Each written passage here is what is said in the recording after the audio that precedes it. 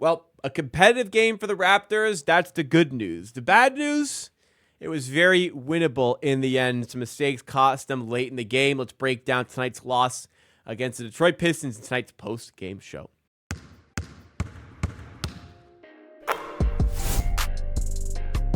And we always do content like this for Raptors games. If there's a Raptors game, we're probably here doing content. So make sure you subscribe to the channel to keep up to date with all of that. Also, hit that like button to drive us up the YouTube algorithm. Take a second to hit the like button. Why not help us out?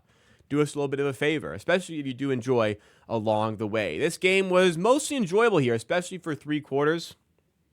Competitive game by the Raptors where they shot the hell out of the three ball. The three ball was cooking today. About 50% shooting from three for the first three quarters. It gets a bit messy in the fourth, but it's a competitive game overall. And in the end, late game situations do cost the Raptors. They're just not a team that's capable of winning these games. They're just not a team that knows how to win late. Pistons have now won 9 of their last 11 games. They're above 500 this season, and they get over the line here. I don't know, coaching has been a lot of the discussion lately. Not really a coaching thing here for the Raptors, more so a personnel thing. And unfortunately, just really rough night for a couple guys in the Raptors, particularly RJ Barrett.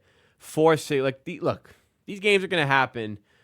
Preface this, because before people start yelling, I'm going to preface this. These sort of games happen, but a really rough game from RJ Barrett. And it's just night and day home and away for him.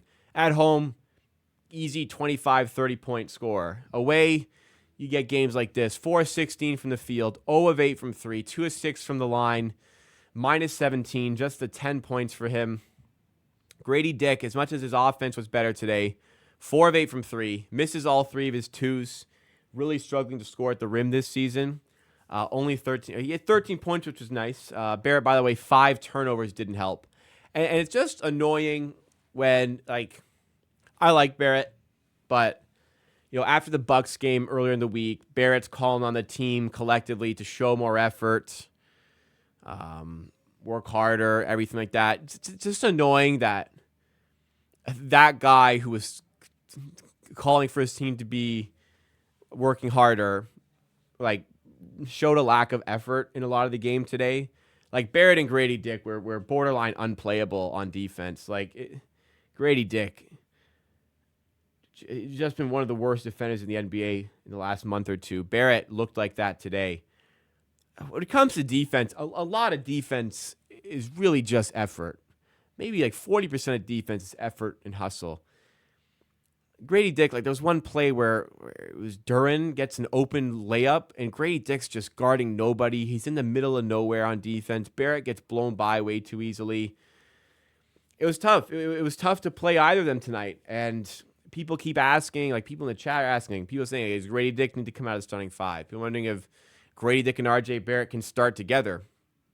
The fix is not going to come from changing around the starting lineup. The fix is going to come from you got to be better defensively. At a certain point, the players need to be held accountable. And it's not just, it's other players and other days. Today, it's them. But you just got to be better on defense. You got to show more heart on defense to make a play. And we didn't get that today. Unfortunately, late game scenarios, some sloppy turnovers, but the free throws also cost the Raptors. Late stage of the game, the Raptors go on a run of 1 of 8 from the line. Pirtle misses both free throws. They get the offensive rebound. Barrett fouled on that play. Barrett misses both free throws. And then later, Barnes goes to the line, goes 1 of 2. Then on a separate play, Pirtle goes to the line, misses both again. Missed free throws, missed rotations on defense, breakdowns on defense, getting blown by, and it cost the Raptors in the end. It wasn't a super efficient night overall, but it was an efficient night from 3. Barnes goes 16 points, 11 rebounds, 3 assists, 2 steals, 2 blocks. Better from him, 5 of 14, though, from the field. Early in the game, the Raptors still tried to insist on Barnes being the initiator, what some people would call the point guard, but Barnes initiating the offense. It's just a bit clunky when that's the case. He's much better at serve down low, and when Quickly is running the offense from those spots. Quickly had a really good first half. Not so much second half. He did have 25 points, 4 of 9 from 3, but ended up going 7 of 20 from the field. It was a team worst minus 22 plus minus wise. I feel like the bench should have got more love today. Chris Boucher, granted, didn't get a lot of play time beyond the first half. Chris Boucher was 5 of 6 and 4 of 5 from 3 with 14 points. Really good. The problem is all of those shots occurred in the first quarter, so it just completely went away from him from the second quarter onwards. Sometimes the play time also got away from him, which is strange. Shed, 17 minutes, 3 of 3, 1 of 1 from 3, 5 assists. He's plus 17, playing great defense, initiating the offense well.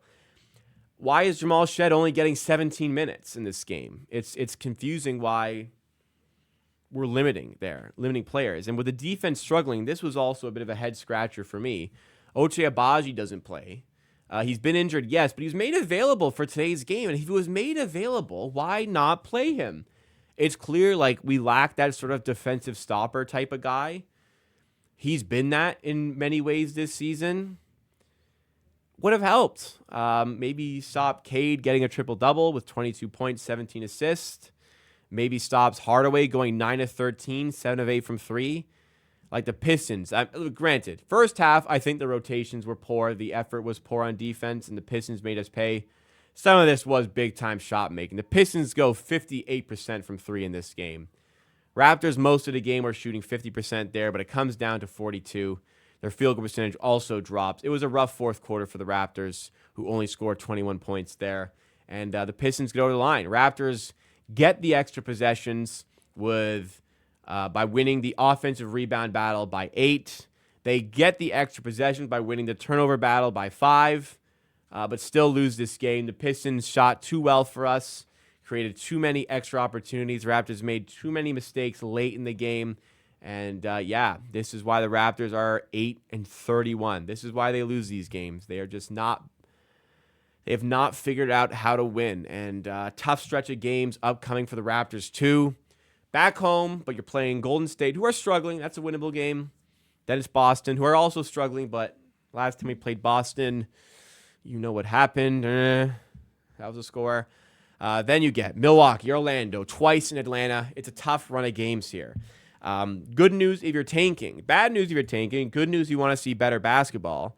For the strength of schedule remaining in the NBA this season, the Raptors have the single easiest remaining schedule based off of opposition win percentages. So, in theory, should be some more wins on the way, but it's just disappointing we're here.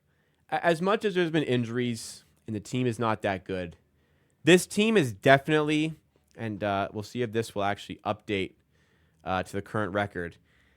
You're telling me that this Raptors team is only half a game better than the fucking Washington Wizards? Don't kid yourself here.